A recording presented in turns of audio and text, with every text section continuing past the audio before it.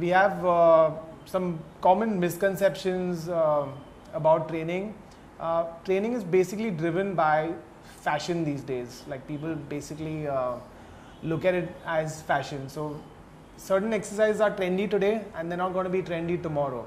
So these days standing on your head or standing on your hands is a lot more popular than sitting all the way down, which is what we're really supposed to do. I think we do that before we learn to walk.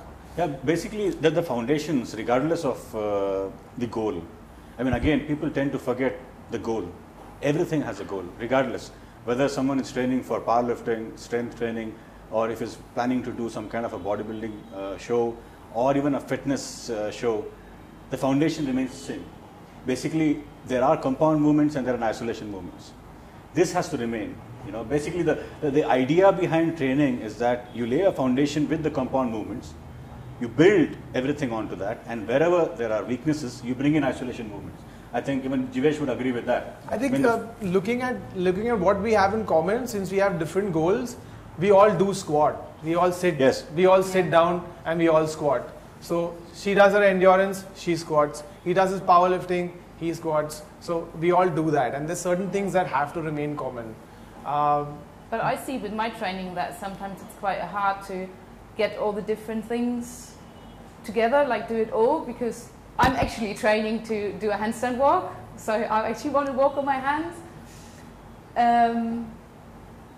But then how do you balance, like, I don't want to neglect squatting and deadlifting and all that, but there has to be some kind of compromise. And that's what, there's a term called periodization. Obviously we want to we don't want to get into details of that a little too much, but you pick different things to do at different times of the year. For example, if Jivesh has been a judoka for that long, and it's been so many years, he is going to be able to do some judo today as well. So he set a good base for himself. Yeah. In the way, nothing is dysfunctional. You have to train according to the sport you love. Yeah. Okay, so if I have to do something for bodybuilding, I have to do it. That's my job. You can't nitpick. Like something like posing. I hear people saying that posing is what do you call that?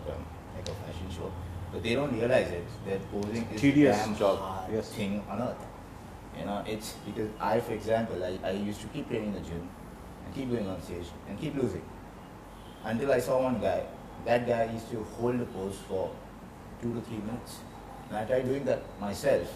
Holding a pose from bottom to top for 20 seconds is going to kill you. And when you do it, you realize that it's so damn hard. Once you start doing it, you will never say that this is a fitness pageant. You will hate to make a statement like that.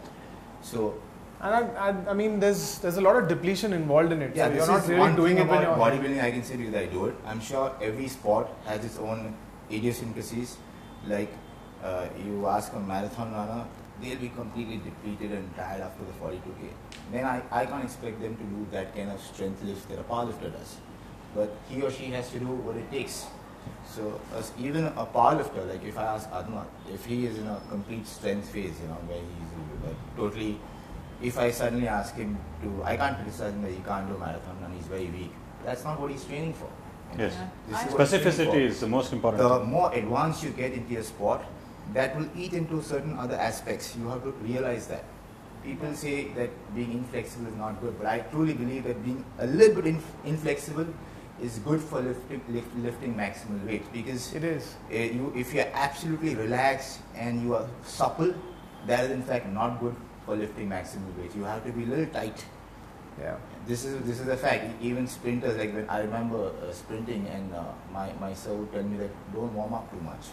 They do a few trial sprints, gradually you'll warm up, and then do your best sprints.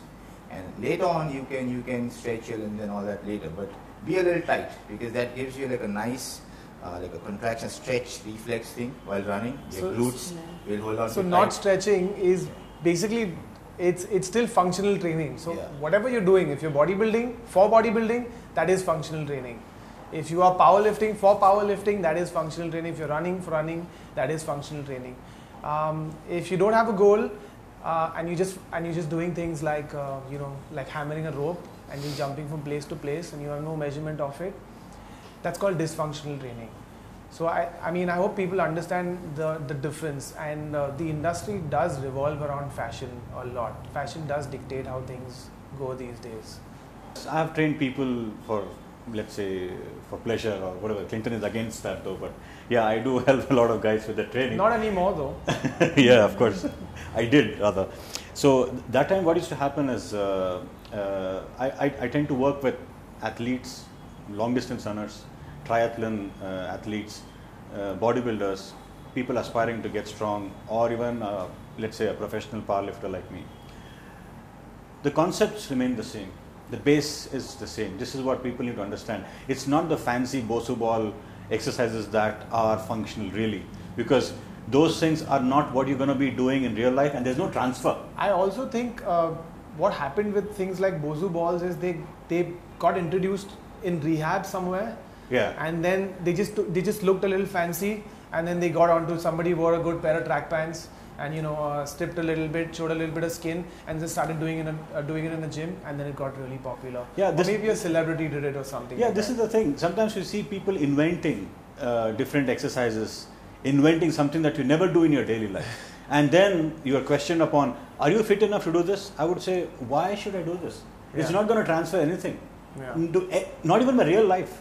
I'm not going to be standing on one foot and trying to put something on a shelf with one hand. It's never going to happen. And you see this being done in the name of functional training. It's hilarious.